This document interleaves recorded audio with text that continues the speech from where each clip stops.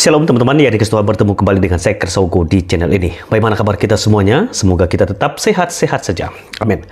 Di kesempatan ini saya akan mengajak kita menyaksikan satu cuplikan video tanggapan Dr. Deki Ngadas terhadap pernyataan dari Egy Sujana yang menyamakan orang Kristen itu seperti babi yang suka seruduk-seruduk. Egy Sujana mengungkapkan pernyataan tersebut karena dia kesal karena banyak orang Muslim yang sudah percaya kepada Tuhan Yesus Kristus. Itulah sebabnya dia mengatakan orang Kristen itu sama seperti babi yang suka seruduk-seruduk. Tentu itu adalah pernyataan yang tidak benar dan sangat-sangat memalukan. Nah, kita akan mendengarkan tanggapan yang sangat baik dari Dr. Deki. Mari kita saksikan cuplikan video berikut ini. Ya, salam saudara-saudara, saya dapat satu klip isinya pernyataan-pernyataan dari Pak Egy Sujana. Saya tidak tahu ini klip video dari kapan, tapi pernyataan-pernyataan itu harus diberikan tanggapan. Kelakuan dari orang-orang Nasrani itu dia punya ilmu, dia tahu, tapi dia nggak mau pakai. Dia seperti babi gayanya itu, seruduk-seruduk saja. Makanya gerakan mereka kristenisasi dan lain sebagainya gencar. Mengerikan, Bu. Kalau kita dulu klaim 99% rakyat Indonesia Muslim, sekarang nggak bisa. Catatan terakhir yang saya mengerti 85%. Berarti sudah degradasinya turun banget gitu loh. 14% kita sudah turun. Tergerus umat kita, berpindah agama. Seradak seruduk seperti babi. Apa maksud Anda, Pak Egy Sujana?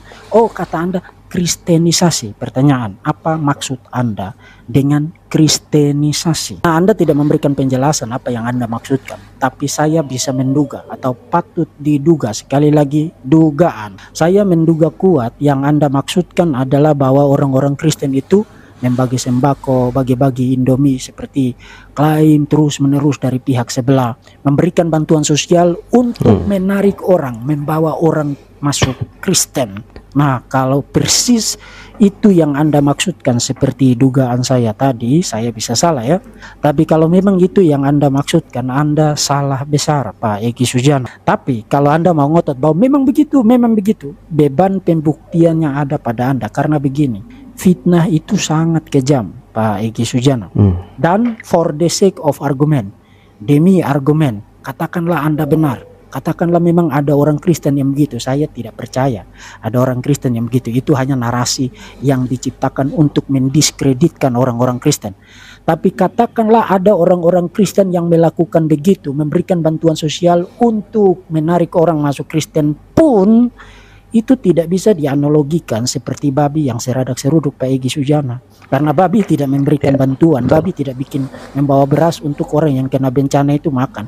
Babi tidak bisa memberikan uang untuk menolong orang membangun kembali rumahnya yang roboh karena ada bencana alam. Bantuan apapun motifnya, apapun tujuannya, tetap adalah bantuan dan tetap harus dan wajib dihargai. Dan hal terakhir yang saya perlu tandaskan ya, supaya Anda tidak menyamakan kristenisasi dengan panggilan misi yang merupakan amanat agung dan mandat yang harus di dalam kekristenan. Anda harus paham bahwa kekristenan adalah agama yang misioner dan universal. Misioner berarti kekristenan memiliki dasar teologis, dasar Alkitab, dan panggilan untuk memberitakan Injil bukan dengan bantuan sosial, bukan dengan pedang, bukan dengan politik, bukan dengan paksaan, bukan dengan bujuk rayu yang tidak benar itu, tapi dengan pemberitaan Injil. Injil yang isinya adalah karya keselamatan Allah di dalam Tuhan Yesus Kristus. Yesus Kristus Allah sejati berinkarnasi menjadi manusia, kemudian menjalankan tugas kemesiasan. Klimaksnya adalah penderitaan, penyaliban, kematian, kemudian bangkit pada hari yang ketiga, naik ke surga, duduk di sebelah kanan Allah Bapa,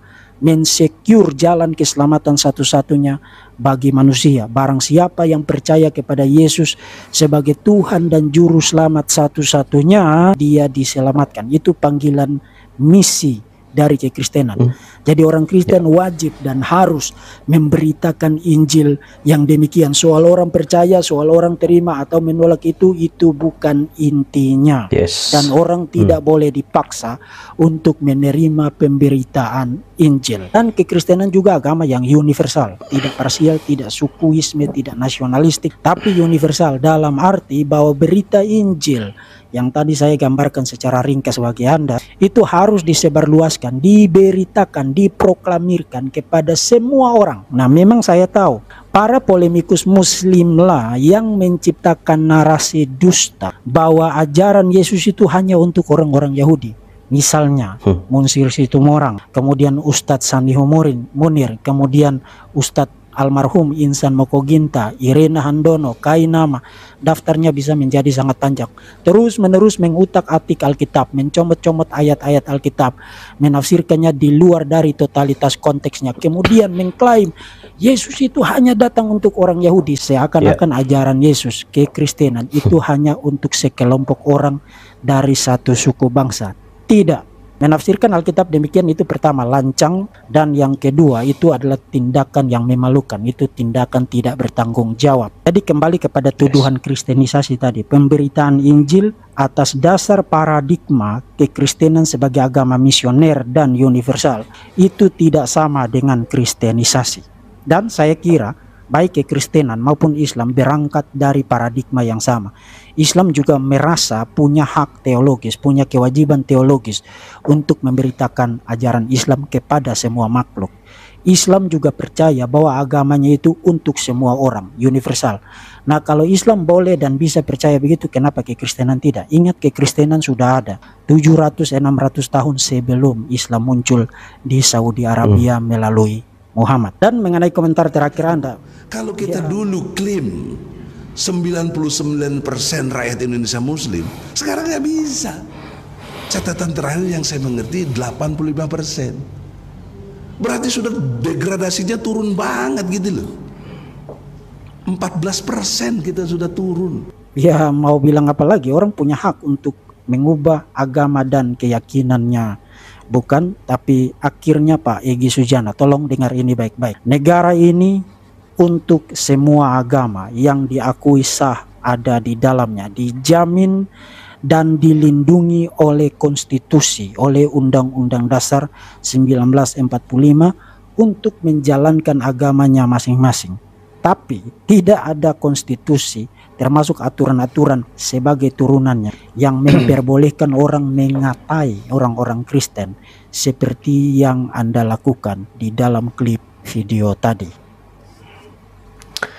Baik teman-teman netizen Tuhan, demikianlah cuplikan video tanggapan yang sangat baik yang disampaikan oleh Dr. Deki Ngadas terhadap pernyataan yang sangat tidak terpuji dari Egy Sujana. Jadi benar yang disampaikan oleh Dr. Deki Ngadas, ini bukan kristenisasi, tetapi di sini orang Kristen menjalankan perintah amanat agung yang disampaikan oleh Tuhan Yesus supaya setiap orang yang percaya itu pergi memberitakan Injil ke segala bangsa.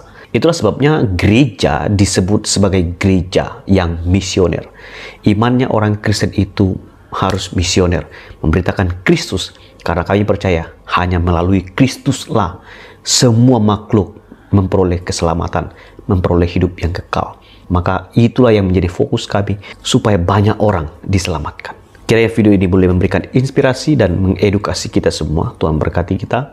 Shalom.